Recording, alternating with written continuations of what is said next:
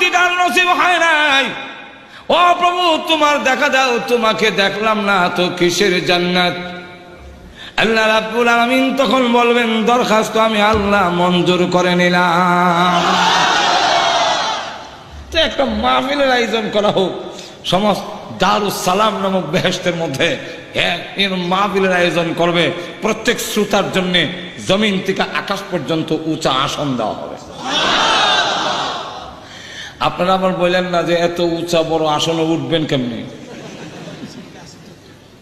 এখান ঠিক না, এত উঁচা যদি এত উঠবেন কেমনে?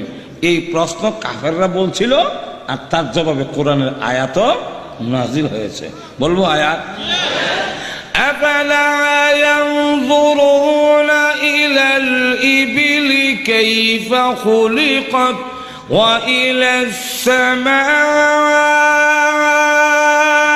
কাইফা রুফিআত।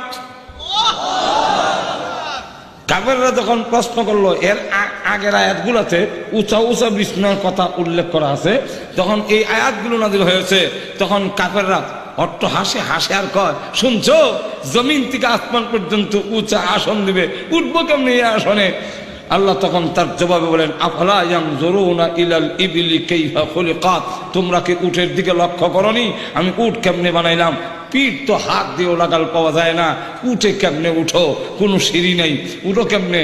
যেমনে উঠাই উঁচা আসনে এইভাবে উঠাবো।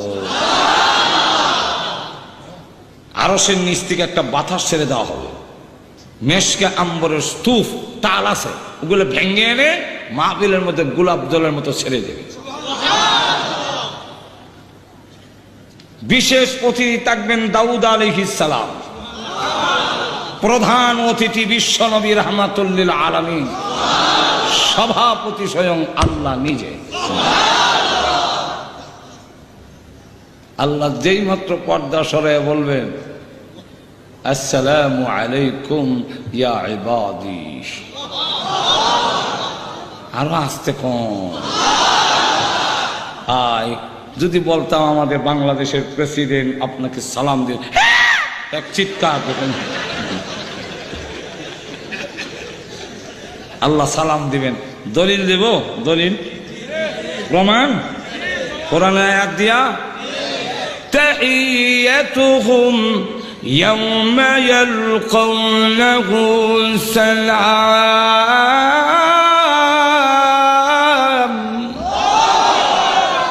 যেদিন তোমাদের সাথে আমার সাক্ষাৎ হবে ওই দিন আমি আসসালামু আলাইকুম বলবো, সালাম।